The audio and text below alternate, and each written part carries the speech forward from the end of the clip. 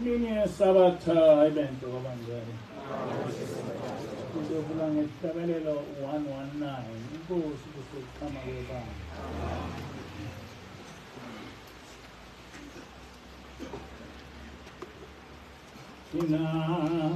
Siam Chandalu. Siam Chandalu.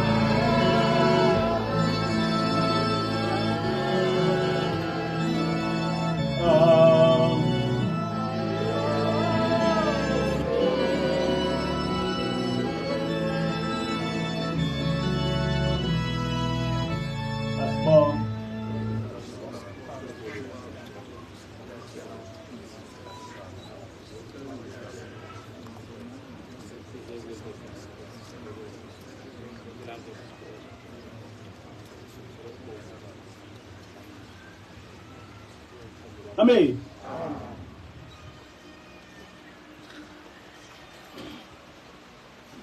Isihloko salenkonzo sithi uJehova nguyena yedwa uNkulunkulu ongumdali wezulu nomhlaba.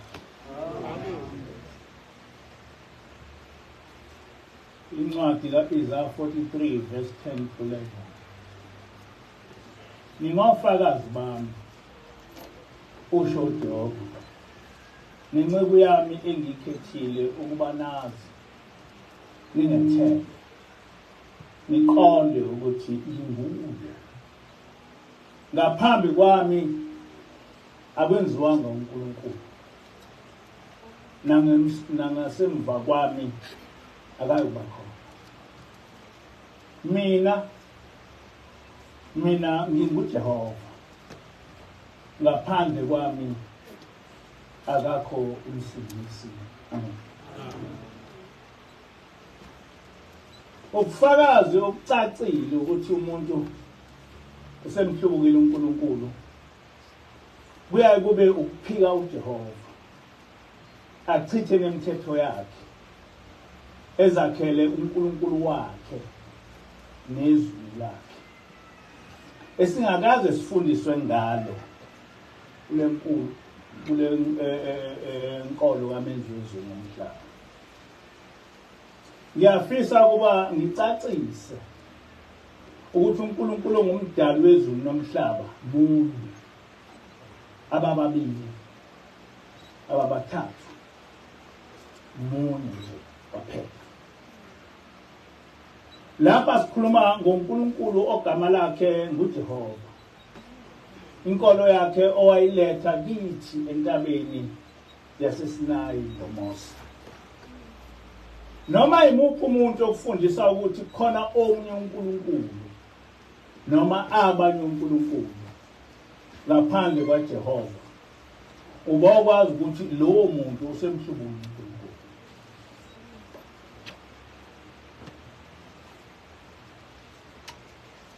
Usekhonza abanye onkulunkulu ebandleni likaMenzi wezulu nomhlaba. UDeuteronomy 4 verse 2, uMose uthi, anikuthasisela ezwini enginyale ngalo, futhi aniwunciphisa lutho kulo. Kodwa gcinani imiyalo kaJehova uNkulunkulu wenu enginiyala ngawo. UDeuteronomy 6 verse 4 to 9, uMose uthi, yizwa Israyeli, uJehova uNkulunkulu wethu uNkulunkulu munye. Mthande uJehova uNkulunkulu wakho ngayo yonke inhliziyo yakho nangawo wonke umphefumulo wakho nangawo wonke amandla akho. Lawa mazwi engiyala ngawo namuhla mawahlala enhliziyweni yakho, ufundise ngawo abantwana bakho, wakhulume lapho uhlezi endlini yakho nalapho uhamba endleleni, lapho ulala nalapho uvuka. Uyakwabophela abe luphawu esandleni sakho, abe isikhumbuzo phakathi kwamehlo akho. Uyaqhubeka uMose kuDeuteronomy 6 verse 13 to 15 uthi, mesabe uJehova uNkulunkulu wakho, mkhonze yena, ufunge igama lakhe. Anikulandela abanye onkulunkulu babantu abanizungezile.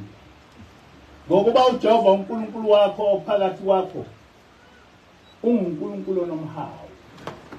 Funa intukuthelo kaJehova uNkulunkulu wakho ikuvuthele, ukushabalalisa ebusweni bomhlaba. Amen. Ushembe kuverse 13 to 14 omthandazo wesabatha uthi, mesabeni uJehova zizukulwane ngezizukulwane, nigcine imithetho yakhe anilobela yona uJehova ngencwadi yakhe uMose. ukuze ukudumisa kwenu kwamukeleke esitheni.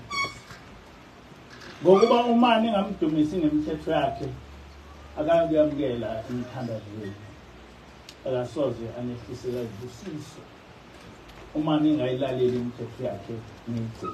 Amen. Kule ntshumayelo ngizochaza umehluko phakathi komuntu okhonza uJehova kanye nomuntu okhonza onkulunkulu babezizwe, nomuntu olwisa ukukhonzwa kukaJehova ngoba esekhonza uNkulunkulu obizwa ngomnyazi ngaphansi kwebandla likaJehova. Ekuqaleni inkulumo yami izogxila kumuntu okhonza uNkulunkulu wabezizwe. Ngaphambili amaKristu abefundiswe izinto eziningi ngoYeshua abambiza ngokuthi uJesu. Okokuqala uYeshua amaKristu bekuthiwa uyindodana kaNkulunkulu ezelwe yodwa. Lokhu bekuchazwa ngokuthi ezulwini asikho esinye isidalwa ngaphandle kwaJesu. Kodwa ngahlangana nempikiswana yelinye iMuslim lithi lemfundiso yokuthi uJesu uyindodana ezelwe iyodwa uNkulunkulu ingimkokoshela.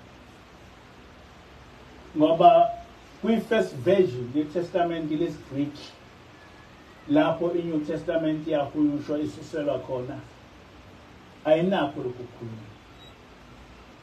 Ngempela ngayifuna le version ngathola ukuthi ikhuluma nje ngoYeshua oyindodana kaNkulunkulu, njengoba kwi-Old Testament uchazwa zonke izinto lezi.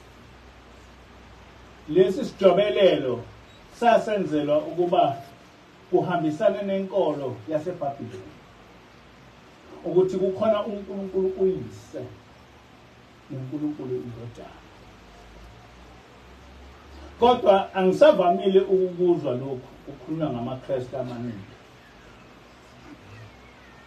Bekunemfundiso ngikhula ethi uNkulunkulu wanikela ngoJesu oyindodana yakhe ukuthi ibulawe, ukuze ngokubulawa kwayo ibe ngumhlatshelo osusa izono zabantu. Lokhu kukhuluma kwingudane exakile.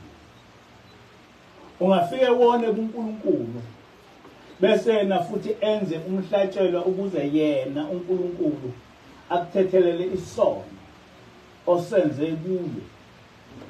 Kanti yini isono? Lokhu kufana nokuthi uma ngithi ungebi bese wena weba imbuzi yami bese mina nginikela ngengane yami ukuba ibulawe ukuze wena ngingakujezisi ngokweba imbuzi yami.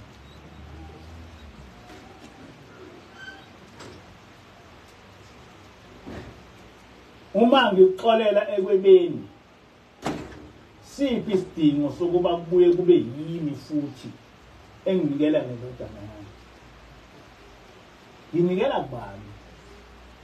Ngabe nginikela kimi noma nginikela eseleni? Umuntu unikela kanjani kuye? Lokhu kukhuluma angisabuzwa ukugcizelelwa ngamaKristu.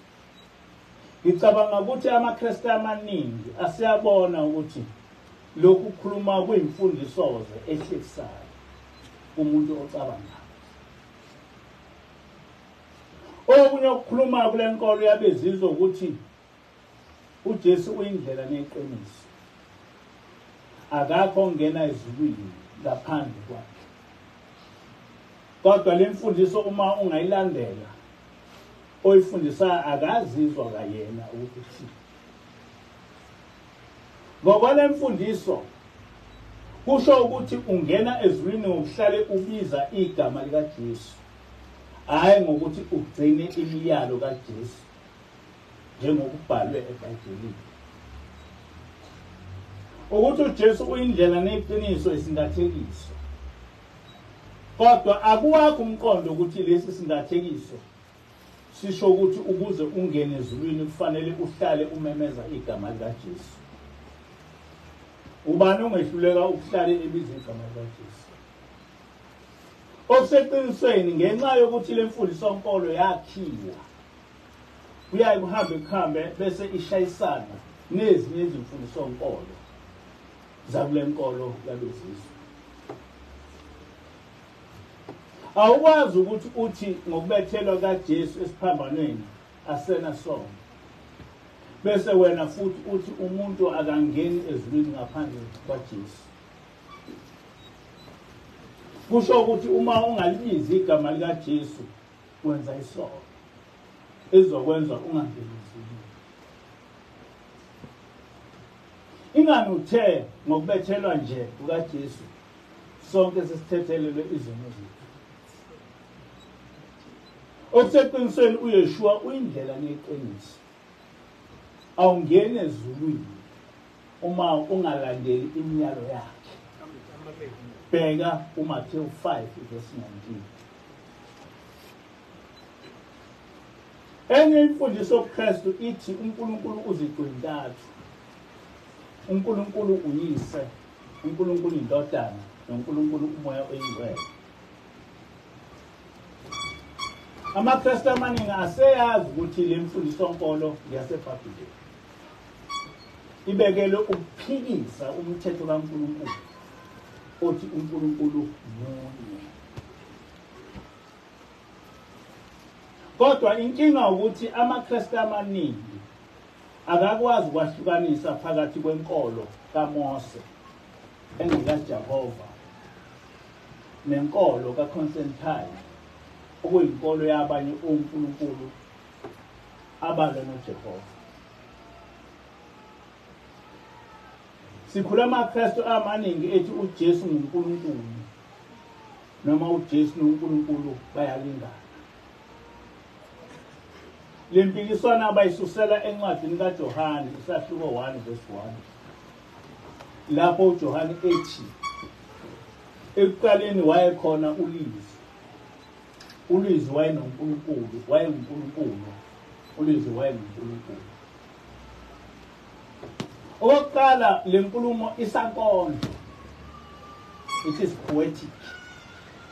Okusho ukuthi isingathekiso. Okwesibili lamazwi akashiwongo nguJesu. Kwasho uJohane ongumlandeli wakhe ethopa uJesu. Okwesithathu leli vesi lihunyushwe lahlanekezela. NgesiHebheru akusho njalo. Ngathola ababehlaziya isiHebheru njengoba kubhalwe kwiGospel of the Nazarenes. Leli vesi lisho enye into ongayiyo le esihunyushwe kwiNew Testament. Nalapho abezizwe babephoqa ukuthi uJesu uNkulunkulu. uYeshua akaze asho ukuthi uNkulunkulu noma ukuthi ulingana noNkulunkulu. Kodwa uzichaze waze wagcizelela ukuthi uyisithunywa sikaNkulunkulu. Kuso sonke isahluko 17 sikaJohane uYeshua ukuchaze kahle ubudlelwano bakhe noNkulunkulu ukuthi yena uyisithunywa sikaNkulunkulu. Ngaphambi kokuba sichaze kabanzi uJohane 17 kumele sicacise ukuthi enkolweni kaMose uYeshua owayengumprofeti ngaphansi kwayo uNkulunkulu akaze ebizwe ngokuthi uyise noma ubaba. Kodwa lamagama asetshenziswa ngabezizwe ukuchitha igama likaNkulunkulu wethu elithi Jehova. Ngakho izinkulumo eziningi zamaHebheru ezikwiTestament elisha zihunyushwe ngokuhlanekezelwa. Ezinye kwavele kwafakwa into engekho ezincwadini zamaHebheru ukuze le mibhalo ihambisane nenkolo yabezizwe. Nanka-ke amazwi kaYeshua atholakala kusuka kuJohane 17 verse 2.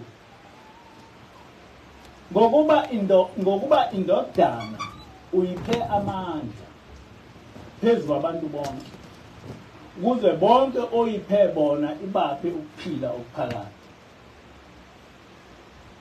uYeshua wazisholo yena ukuthi amandla waphe uNkulunkulu. Ngakho-ke uJesu akalingani uNkulunkulu. Ukuphila okuphakade yilokhu, ukuba bazi wena wedwa uNkulunkulu oqinisileyo nomthumileyo uJesu Kristu.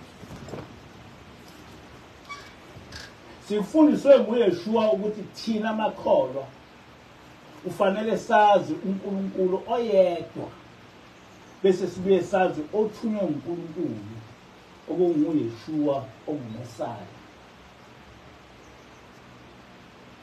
Manje umuntu uyazibuza ukuthi sekukhangaphi ukuthi sekunguYeshua uNkulunkulu. Nalesi esithi uNkulunkulu umthathu emunye. Ngoba ayikho into enjalo ngisho kwiTestament elisha. Uyaqhubeka uYeshua uthi, ngikukhazimulisile emhlabeni, ngiwufezile umsebenzi onginike wona uNkulunkulu, ukuba ngiwufeze. Manje ngikhazimulise wena Baba ngenkazimulo ebenginayo ngikuwe umhlaba ungakabikho. Uthini? Uthi okokuqala akakhazimuliswe uNkulunkulu, ngoba ngaphandle kwaNkulunkulu akaboni.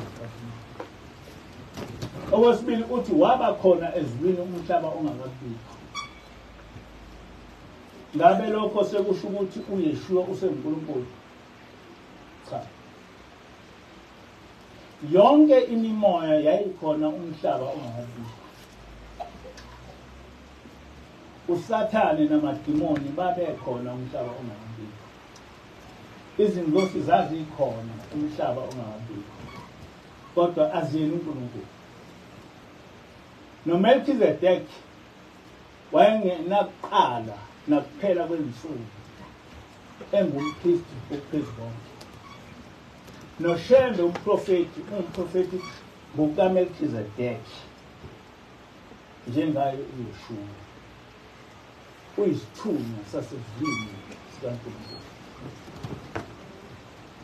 Uthi-ke uYeshua, ngibonisile igama lakho kubantu ongiphe bona babasemhlabeni, babengabakho wangipha bona, baligcinile izwi lakho, sebeyazi ukuthi konke ongiphe khona uvela kuwe. Lokhu kukhuluma akukhulunywa emabandleni amaningi, ngoba inhloso ukwakha isithombe sokuthi uJesu nguNkulunkulu, hayi isithunywa sikaNkulunkulu njengabo bonke abaprofethi. Kodwa kwa-Israyeli uYeshua wayaziwa ngokuthi ungumprofethi, kwathi lo osewakhiwe abezizwe wayeseba uNkulunkulu. Uthi-ke uYeshua, ngokuba amazwi ongiphe wona ngibaphile wona, bawanukele, bazi impela ukuthi ngivela kuwe, futhi bakholwa ukuthi ngithunywe nguwe. Lapha uYeshua uthi njengoba uNkulunkulu emthumile, ushumayelile abakhethiweyo bakholwa ukuthi uYeshua uthunywe nguNkulunkulu. Kodwa lolu limi alukho kumaKristu amaningi, kuthiwa uJesu nguNkulunkulu. Ngaso sonke isikhathi uNkulunkulu uma ekhuluma noYeshua, njengoba wayekhuluma nabanye abaprofethi, wayembiza ngendodana yomuntu, ngoba vele wayeyindodana kaDavide ngokwenyama. Usho njalo uShawuli kwabaseKorinte 1:24, lapho ethi mayelana nendodana yakhe evela olibeni likaDavide ngokwenyama, kodwa ebizwe ngendodana kaNkulunkulu ngamandla ngokomoya wobungcwele nangokuvuka kwabafileyo uJesu Kristu inkosi yethu. Amen. Le ncazelo ngeke uze uyizwe emabandleni, kodwa yachazwa ngumuntu owayephila ngesikhathi sikaYeshua. Uthi-ke uYeshua, uShawuli, uYeshua wazalwa ngokwenyama nguDavidi, kodwa ngokuthi wayengcwele nangenxa yokuthi wavuka kwabafileyo wabizwa ngokuthi uyindodana kaNkulunkulu. Lokhu kuchaza ukuthi akuzange ukuthi uYeshua ezalwa wabe saziwa ngokuthi uyindodana kaNkulunkulu, kodwa asazile kulo Jesu esamnikezwa ngabeZizwe, ngoba kunezimfundiso ezimbili ngomuntu okuthiwa munye. Kuyinkolo kaMose uYeshua uvela engumprofethi, kodwa enkolweni yabeZizwe bese kuchazwa omunye nje umuntu osenguNkulunkulu noma oseyingxenye yesithathu kaNkulunkulu. Kodwa angibasola abantu abamnyama abakule nkolo kulesi simo abazithola bekuso, ngoba bafundiswe kanjalo. Kodwa inkinga kumaNazaretha, ngoba wona amhlubuyile uJehova, lokho akakufihli. Kodwa okuhle ukuthi wathi ehamba emhlabeni umprofethi wabe sebonile ukuthi amaNazaretha azohamba hambe amhlebuke uJehova, ezakhele onkulunkulu babo. Nanka amazwi omprofethi. Kuza isikhathi lapho abantu basekuphakameni boyilahla khona indlela kaShembe, lapho bayobe sebenza imicabango yabo kunethi esibayala ngalo thina boShembe. Ngaleyo nkathi bayobe bengasali khathalele izwe laphakade, bayobe sebethembe amazulu amaningi nangekho. Ngalezo zinsuku bayodebesela ukugcina umthetho kaJehova, lo okuthiwe angiwuvuselele. Amen. uShembe uthi wathunywa nguNkulunkulu ukuvuselela umthetho kaJehova.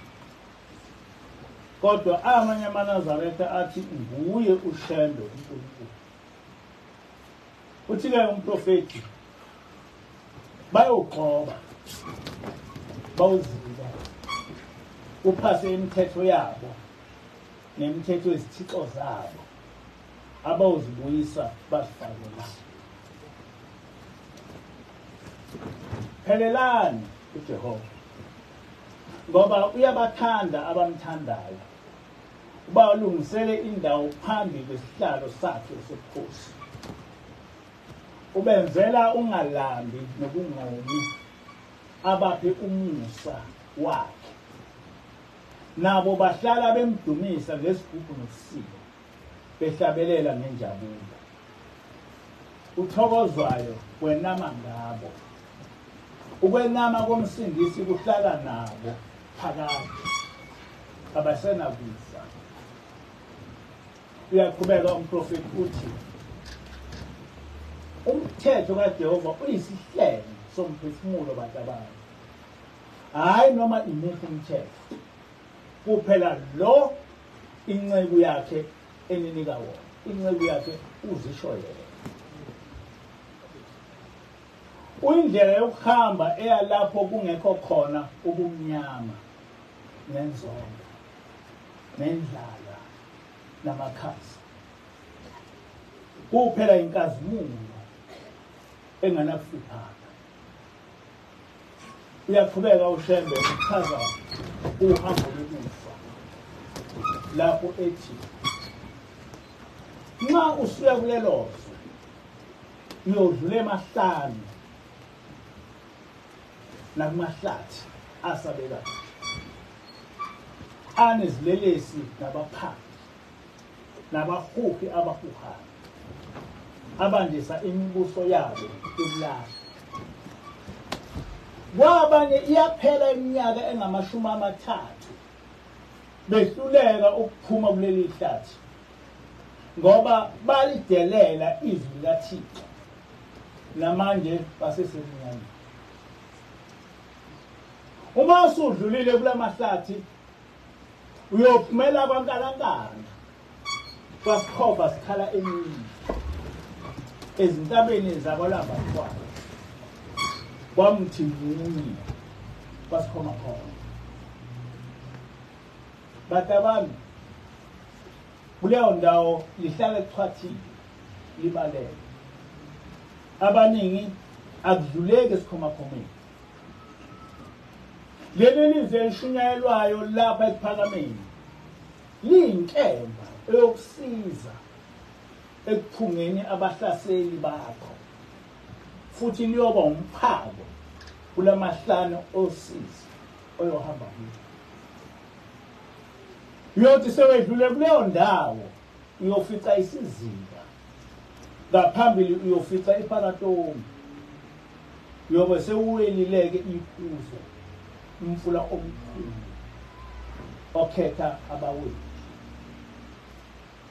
Nisize uma uhambe umuntu nimenzele imbali ukuba angabhajwa eParatomu. Le nkonzo niyenze emva kwensuku ezi7 ukuba baze abahlangabezi bamfune uma edukile oyisihambi. Thandani izwe elizayo. Abaningi bamenziswa yilesi siziba abasuke bezihlamba kuso. Siyimpilo yokuqala oyithola usunyekela ezintabeni zokwenama kwamsindisi. Kwamsindisi uyinala kwabamkhonza kwiqiniso. Maningi amazulu, ziningi izikhobo, kodwa nina ninenhlanhla yokuyalelwa indlela yokuya ezulwini likaJehova iselapha emhlabeni. Leli zulu uJehova okulo alifani namanye amazulu. Yakhanya amanye amazulu amnyama ayavuza, anendlala, anayo yonke inhlobo yokuhlupheka. Amen. Empilweni yami angikaze ngihlangane nomprofeti okwazi ukuchaza uhambo lomuntu efeni njengoba kwakwenza umprofeti iZashele ukuthula kubekulo. Abazali bethu bake bahlala nomuntu wasezulwini ngokweqiniso owayekwazi ukuchazela indlela ozoyihamba uma kufika isikhathi sokufa. Uma sithi umuntu uyisithunywa sikaNkulunkulu noma ungumprofeti kaJehova sisuke sisho into enjena. Umuntu okwazi ukuchazela yonke impilo ohlangana nayo ekufeni. Ngalokho uyabonisa ukuthi ngempela uvela ezulwini. Kodwa namuhla leli bandla lamenzi wezulu nomhlaba seliqhwagwe uNkulunkulu okuthiwa uNyasi. uNkulunkulu angazi lutho ngokukholwa, singasaphathi ngombuso wezulu lo ubaba omkhulu wayefundisa ngawo. Uma sibuyela ekukhonzeni uJehova njengoba safundiswa umprofeti, sesiyahlaselwa, sekuthukwa noJehova ebandleni lakhe. Ekuqaleni ngithe kukhona umehluko phakathi kwamaKristu namaNazaretha, ngoba kumaKristu into ebabusayo ubungazi, ngoba balandela imfundisonkolo yabasunguli boKristu. Kodwa amaNazaretha ayazi, kodwa azichithile izimfundiso zikaJehova kanye nomprofeti wakhe bayamphikisa kukho konke okufundisiwe. Ukufakaza lokhu ngizoveza intshumayelo kaMvangeli uMdluli wasePhini ngaphansi konyazi, lapho ethe eshumayela enhlanganweni wavele wakhwela wadilika kuNkulunkulu ethi simkhonzelani uJehova ngoba uNkulunkulu okumele akhonzwe unyazi. Uthi-ke uMdluli, uma uShembe ephulukisa abantu abanye bemfica ezulwini, usuke elitshaziswe luhlobo luni lwesiqatha lo Jehova wenu enithi ungaphezu kaShembe? Ngiyayiphinda le nkulumo. Uma uShembe ephulukisa abantu abanye bemfica ezulwini, usuke elitshaziswe luhlobo luni lwesiqatha lo Jehova wenu enithi ungaphezu kaShembe? Abantu abathi uShembe akasiyo uNkulunkulu abenze research yabo behlukane nathi, futhi asinankinga. Thina ukholo lwethu uphelele, aludinge kushicilelwa ngencwadi. uShembe uNkulunkulu, nguye uJehova onguThixo wethu. Akukho lutho olungalena kukaShembe kuyizinto zonke ngesikhathi zonke. Amen. Oqala angicacise ukuthi uma uMvangeli uMdluli ekhuluma ngoShembe usho unyazi, hayi ubaba omkhulu noma muphi nje ke uShembe owabakhona emva kwababa omkhulu. Unyazi kuphela oluzibize lona ngoNkulunkulu, njengoba umlandeli walo esethi lolu nyazi selungaphezu kaJehova. Kodwa manje uma sebehlubuka kulobu kuNazaretha, sebeyaye becashe nesibongo esithi Shembe, ukuze kubukeke sengathi uma sichitha le mbudane yobuNkulunkulu bonyazi sesibhekise kuShembe ubaba omkhulu noma kwabanye oShembe. UNazaretha inkolo kaMenzi wezulu nomhlaba wasifundisa lokho uShembe, akusiyo inkolo yonyazi. Ngakho-ke asoze sahluculwa ngumuntu ongazi lutho ngokukholwa ngoba engakwaShembe. Asiguli thina lamakhaya. Akakho uShembe owake wafundisa ukuthi uShembe uNkulunkulu. Ngisho ubaba uThingo wakuphikisa sisenkonzweni ukuthi uShembe uNkulunkulu. Kwenye ivideo lapho uThingo luhlaba lenkulumo ukuthi uShembe uNkulunkulu, nanka amazwi akhe. uShembe uyibekile imithetho yesonto iyaziwa. Selithi manje uShembe uNkulunkulu.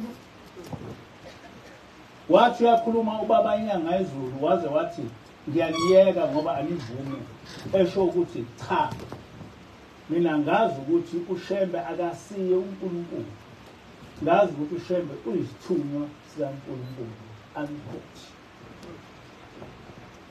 Kodwa namuhla indodana yoThini ebandleni lomprofeti isiliqhadile leli bandla, isiphikisa uyise, ithi sekuyiyo uNkulunkulu. Okokuqala leli bandla akusilo elikaShembe. Umprofeti wabhala phansi ukuthi leli bandla nelikaMenzi wezulu nomhlaba ongasiyo uShembe. Nobaba ilanga wakugcizelela lokho, kwabhalwa phansi ukuthi ngisho yena engasekho emhlabeni, kodwa sihlale sazi sikhumbuzane ukuthi inkosi yaleli bandla ayibonwa nguNkulunkulu kuphela. Wagcizelela wathi ayikho enye. Namhla sesitshelwa ngoMdluli ukuthi into ebhalwe phansi kuleli bandla bona abayithathi. Kanti abasekho yini ngaphansi kobuNazaretha obufike nomprofethi? Kuyisisekelo salobu buNazaretha kubhalwa phansi kwenqubo yokukholwa efundiswa ngabaprofeti kusukela ezimfundisweni zikaMose eziqhutshwa nguye uShembe. Namhla uma siqhuba umsebenzi kaNkulunkulu njengokufundiswa ngubabamkhulu, sesizohlaselwa ngamahlubuka akhonza inkolo kaJehova ehlathini. Kusobala ukuthi lolu nyawo nabalandeli balo abazi lutho ngoJehova. uNkulunkulu ngumdali womhlaba. Bacabanga ukuthi ubuNkulunkulu mhlawumbe kuyaphalela. Umbuzo-ke uthi lo mvangeli ukhuluma ngamuphi uShembe? Ngoba bonke oShembe bakuphilile. Futhi basikhuza ukuthi sithi uShembe uNkulunkulu ngoba akasiyo. Nanka amazwi othi quote, lokhu kokuthi uShembe uNkulunkulu akusilo iqiniso. Ngiyafisa ukuthi niyeke lento. Yikho sizondwa kangaka nje. Bazonishaya abantu ngoba nisephutheni ngempela unquote. Ubanike osephisa uThixo esethi asikho ephutheni ngokubiza uShembe uNkulunkulu. Ngiyaqala empilweni yami ukuzwa ikholo lithuka uNkulunkulu lithi uphuze isiqalo. Lolu ulimi ungalithola kuphela kumaSathane okuyiwona ahlale ethuka uNkulunkulu. Lokhu nje kukodwa kuyabonisa ukuthi leli bandla eseliqhwagwe unyazi selimhlungile umdali wezulu nomhlaba. Njengokusho kwababa omkhulu ukuthi kohambe kuhambe amanazatha amhlungu uNkulunkulu. Manje uma sikhuluma okufundiswe yibo bonke oShembe ukuthi uShembe akasiyo uNkulunkulu sesiyahlasela. Angazi noma laba bantu baphile kahle emakhanda noma kwenze njani. Ungangithukelani ngokubuyisa umthetho esiwufundiswe uShembe kulo leli la. Ungangithukelani. Bese uthi wena ohlubuka uShembe nguwe uShembe ngoba ucasha nesibongo sakwaShembe ekuhlubukeni kwakho. Umbuzo wami uthi kufanele sikhole kubani? Ngabe kufanele sikholwe kumdluli nonyazi lwakhe noma sikholwe ngesifundiswe nguShembe ukuthi uNkulunkulu kaShembe uJehova? Kwintshumayelo yakhe ubaba mkhulu uthi nina bokukholwa yamukelani incwadi yemithetho njengoba injalo. Ningayinciphisi futhi ningayandisi. Kodwa umvangeli umdluli nonyazi lwakhe uthi thina ukholo lwethu uphelele aludinge kushicilelwa ngencwadi. Ngizoveza izintshumayelo zikababa mkhulu ukuze bonke abantu bazi ukuthi le ngudane esiyitshelwa ngumvangeli umdluli nonyazi lwakhe ukuthi uJehova uyathukwa ngoba uNkulunkulu sekuwunyazi into ephambene kakhulu nokunazakala. Le nkulumo kaMdluli iziphikisa ngokusobala izimfundiso zomprofeti lapho umprofeti ethi uNkulunkulu uJehova uveze iqiniso eliphelele ngemithetho yakhe ebhalwe phansi. Wayifundisa ngabaprofeti kanye nabapristi. Ngakho labo abangavumelani nemithetho kaMose baya ekulahlweni. Kodwa umdluli-ke uthi ukukholwa kwethu asingakuthatheli encwadini uphikisa umprofeti. Ubaba mkhulu ongumprofeti kaJehova uyaqhubeka uthi, ngesikhathi kuthiwa kunina landelani lokho uJehova akuvezile, bathi cha, silandela lokho esafica obaba bekulandela. Kuyilapho noyise babo babengaqhubeki.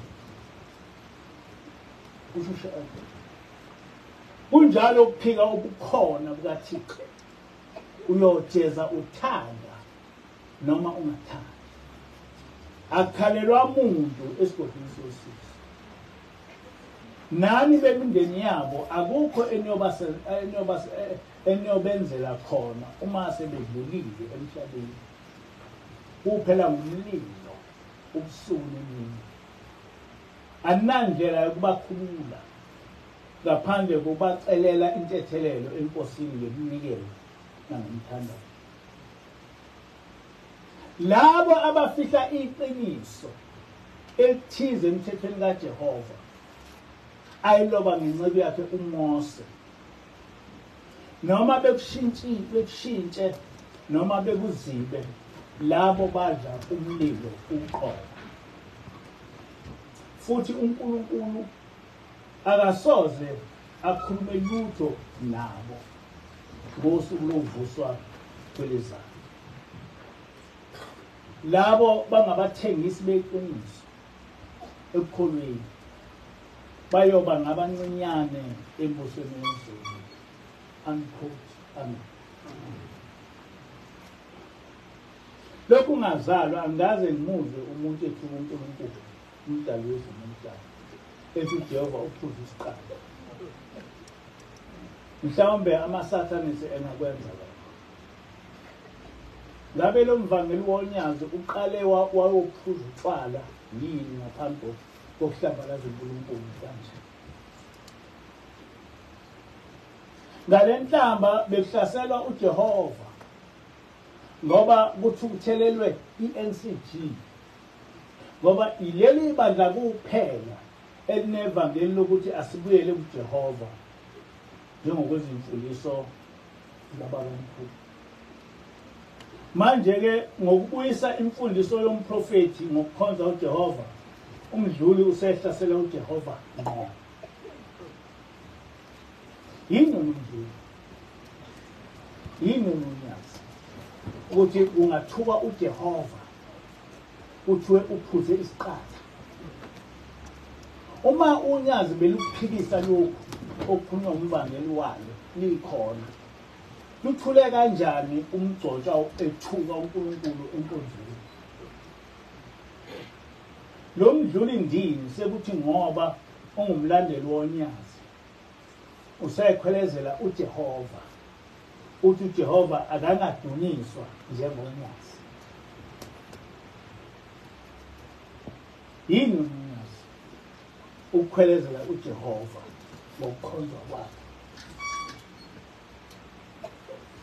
Njengoba washo umprofeti, sekuvumbuka onke amahlubuka kulobu buNazaretha azocekela phansi umsebenzi kaNkulunkulu, umprofeti owawuhluphekela kanje ukubuyisa emhlabeni.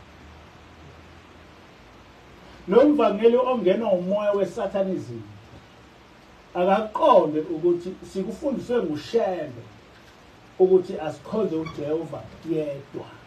Amen. Futhi asoze sahlanganisa nanomoya weSatanism osukusa amanye amaNazaretha nomholi wakhe. nguShembe osinike izihlabelelo zamaNazaretha neBhayibheli, okuzincwadi esithathela kuzo imithetho nenqubo yokukholwa okuvela ezulwini.